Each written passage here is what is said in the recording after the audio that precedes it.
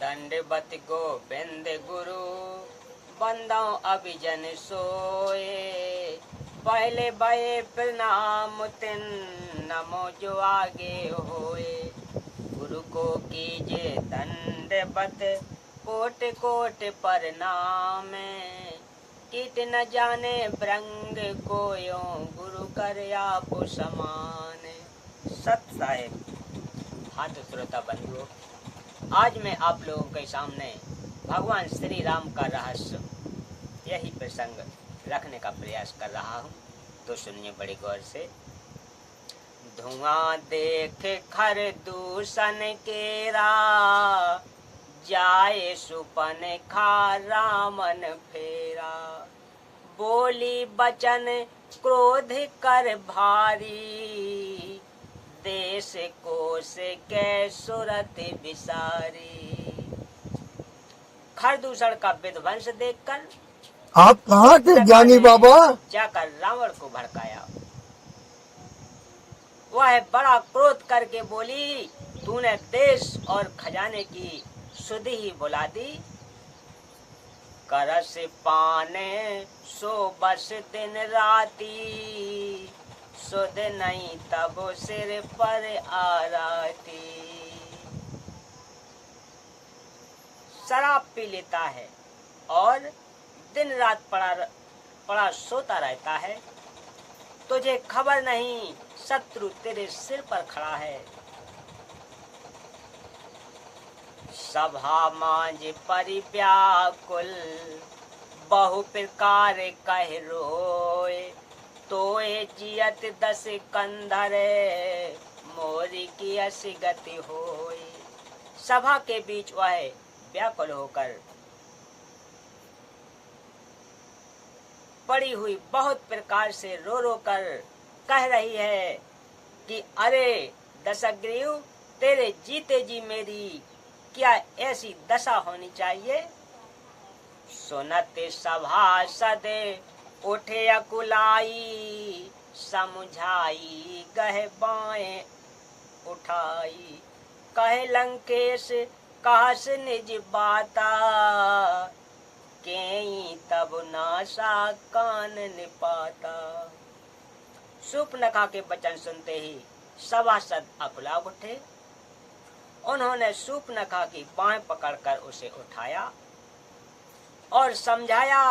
लंकापति रावण ने कहा, अपनी बात तो बता, किसने तेरे नाक कान काट लिए। अवध नृपति दशरथ के जाए पुरुष सिंह बन खेलन आए। समुझ परी मोय उनकी करनी रहत निशाचर कर हैं धरनी। वह बोली, अवध के राजा दशरथ के पुत्र जो पुरुषों में सिंह के समान हैं, वन में शिकार खेलने आए हैं, मुझे उनकी करनी ऐसे समझ पड़ी है कि वे पृथ्वी को राक्षसों से रहित कर देंगे। जिन कर भुज बल पाए दशानन अभय भये विचरत मुनि कानन। देखत बालक काल समाना परम धीर धन भी गुण नाना। जिनकी भुजाओं का बल पाकर हे दशमुख मुनि लोग वन में विचरने लगे हैं। वे देखने में तो बालक हैं पर हैं काल के समान। वे परम वीर श्रेष्ठ धनुर्धर और अनेकों गुणों से युक्त हैं। अतुलित बल प्रताप दो भाई खल बधरत सुर मुनि सुखितारी। शोभा धाम राम अस राम नामा तिनके संग नार एक श्यामा। दोनों भाइयों का बल और प्रताप अतुलनीय है। वे दुष्टों के वध करने लगे हैं और देवता तथा मुनियों को सुख देने लगे हैं। वे शोभा के धाम है, राम ऐसा उनका नाम है। उनके साथ एक तरुणी सुंदरी स्त्री है। रूप राशि विधि नार समारी, रति सत्य कोट तासो बलिहारी। तासो अनुज काटे श्रुत काना, सुन तब भगनी करें परिहासा। विधाता ने उस स्त्री को ऐसी रूप की राशि बनाया है कि 100 करोड़ रति उस पर निछावर है। उन्हीं के छोटे भाई ने मेरे नाक कान काट डाले। मैं तेरी बहन हूँ, यह सुनकर वे मेरी हंसी करने लगे। खरदूषण सुन लगे पुकारा, छन महु सकल कटक उन्हें मारा। खरदूषण तीसरा कर घाता, सुन 10 शीश जरे सब गाता। मेरी पुकार सुनकर खरदूषण सहायता करने आए, पर उन्होंने क्षण भर में सारी सेना को मार डाला। खरदूषण और तीसरा का पद सुनकर रावण के सारे अंग जल उठे। सूप न खाए समझाए कर, बन बोलस बहुभात।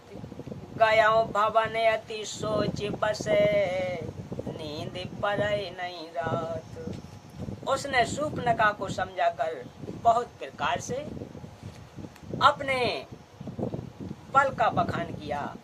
अत्यंत चिंता बस होकर अपने महल में गया। उसे रात भर नींद नहीं आई। सुर नर असुर नागे खग माही, मोरे अनुचर कहीं को नाही। खरदूषण मोय सम बलवंता, तेनहि कुमार बिन भगवंता। वह मन ही मन विचार करने लगा, देवता मनुष्य असुर नाग और पंछियों में कोई ऐसा नहीं जो मेरे सेवकों को भी पा सके। खरदूषण तो मेरे ही समान बलवान थे, उन्हें भगवान के सिवा और कौन मार सकता था। सुर रंजन भंजन मही भारा, जो भगवंत लीन अवतारा। तो मैं जाए बैर हट करऊं, प्रभु सर प्राण तजे भव तरऊं। देवताओं को आनंद देने वाले और पृथ्वी का भार हरण करने वाले भगवान ने ही यदि अवतार लिया है, तो मैं जाकर उनसे हठ पूर्वक बैर करूंगा और प्रभु के बाण से प्राण छोड़कर भाव सागर से तर जाऊंगा। हो यह भजन न तामस देहा, मन क्रम बचन मंत्र दृढ़ एहा। जो नर रूप भूप सुत को, हरि हऊँ नार जीत रन दो। इस तामस शरीर से भजन तो होगा नहीं। अतएव मन वचन और कर्म से यही दृढ़ निश्चय है। और यदि वे मनुष्य रूप कोई राजकुमार होंगे, तो उन दोनों को रण में जीतकर उनकी स्त्री को हर लूंगा। चला अकेले जान चढ़ता है बा, बस मारीच सिंधु तट जाएबा। यहाँ राम जस जुगति बनाई, सुनहु उमा सो कथा सुहाई। रावण रथ पर चढ़कर अकेला ही वहां चला जहां समुद्र के तट पर मारीच रहता था। शिव जी कहते हैं कि हे पार्वती, यहाँ रामचंद्र जी ने जैसी युक्ति रची वह सुंदर कथा सुनो। लक्ष्मण गए बनहि जब लेन मूल फल कंद जनक सुतासन बोले बेहस कृपा सुख प्रंद। लक्ष्मण जी जब कंद मूल फल लेने के लिए वन में गए तब अकेले में कृपा और सुख के समूह श्री रामचंद्र जी हंसकर जानकी जी से बोले, देख लीजिए भाइयों, ये है भगवान के लक्षण। किसी की बहन बेटी की नाक कान काट कर हंस रहे हैं। सुनहु प्रिया व्रत रुचिर सुशीला, मैं कछु करबो ललित नर लीला। तुम पापक महु करहु निवासा, जो लगे करो निशाचर नाशा। हे प्रिय, हे सुंदर पतिव्रत धर्म का पालन करने वाली सुशीले, सुनो, मैं अब कुछ मनोहर मनुष्य लीला करूंगा। इसलिए जब तक मैं राक्षसों का नाश करूं तब तक तुम अग्नि में निवास करो। देख लीजिए भाइयों, दूसरे की बहन बेटी की नाक कान काट लो, उसके भाइयों को मार डालो, कोई दिक्कत नहीं। जब अपना नंबर आता है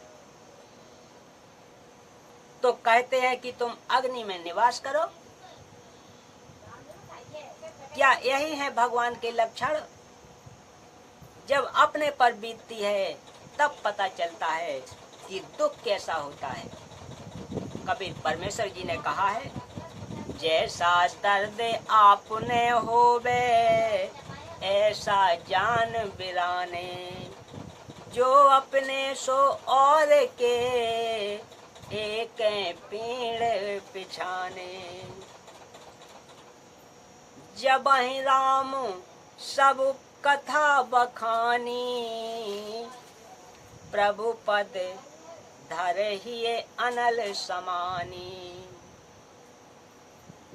निज प्रतिबंब राख तय सीता, तैसई रूप तैसई शील रूप सुपुनीता। श्री राम ने जो ही सब समझाकर कहा, त्यों ही सीता जी प्रभु के चरणों को हृदय में धरकर अग्नि में समा गईं। सीता ने अपनी ही छाया मूर्ति वहां रख दी, जो उनके जैसे ही शीतल स्वभाव और रूप वाली तथा वैसे ही विनम्र थी। तो बंधुओं, सीता जी अग्नि में प्रवेश कर गईं और नकली सीता बन करके प्रभु भगवान राम के साथ बैठ गईं। लक्ष्मण हूँ यह मरम न जाना, जो कछु चरित रचा भगवाना। 10 मुख गयों जहाँ मारीचा, नाय माथे स्वारथ रथ नीचा। भगवान जो कुछ लीला रची, इस रहस्य को लक्ष्मण जी ने भी नहीं जाना। स्वार्थ परायण और नीच रावण वहां गया जहां मारीच था। यहाँ पर रावण को नीच लिख दिया गया है क्योंकि वह ब्राह्मण था। तुलसीदास जी ब्राह्मण थे, इसलिए यहाँ रावण को ब्राह्मण न लिखकर नीच लिख दिया, ताकि ब्राह्मणों को कोई गलत ना कहे। स्वार्थ परायण और नीच रावण वहां गया जहां मारीच था और उसको सिर नवाया। रावण मारीच का भांजा था, उसके लिए लिख रहे हैं कि उसने जाकर के वहां सिर नवाया। ये है तुलसीदास की कहानी। बोलो सतगुरुदेव की जय।